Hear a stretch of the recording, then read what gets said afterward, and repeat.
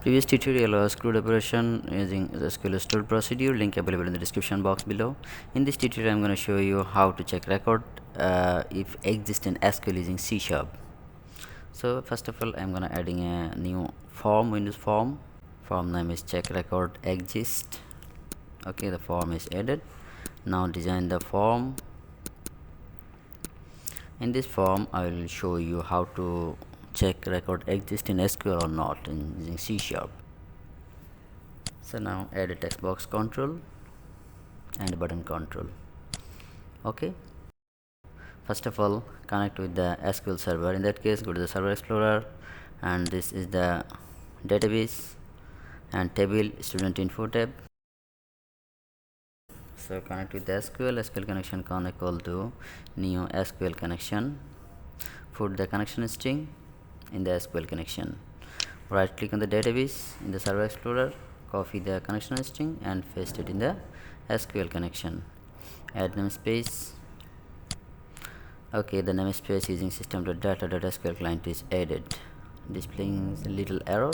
Add at the beginning of the connection string. Okay, now open the connection string. Open the connection. Now write SQL command. Com equal to new SQL command. Command is select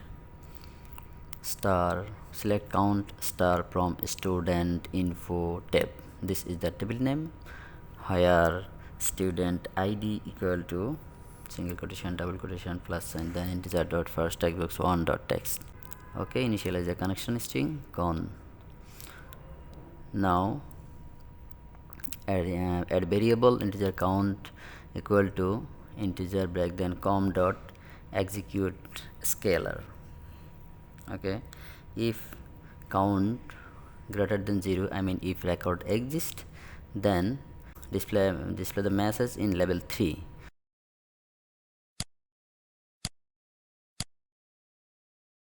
So level 3 dot text equal to already exist.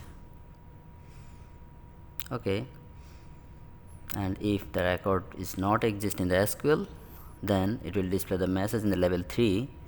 The message will be this ID does not exist and can be inserted. Okay, it's done.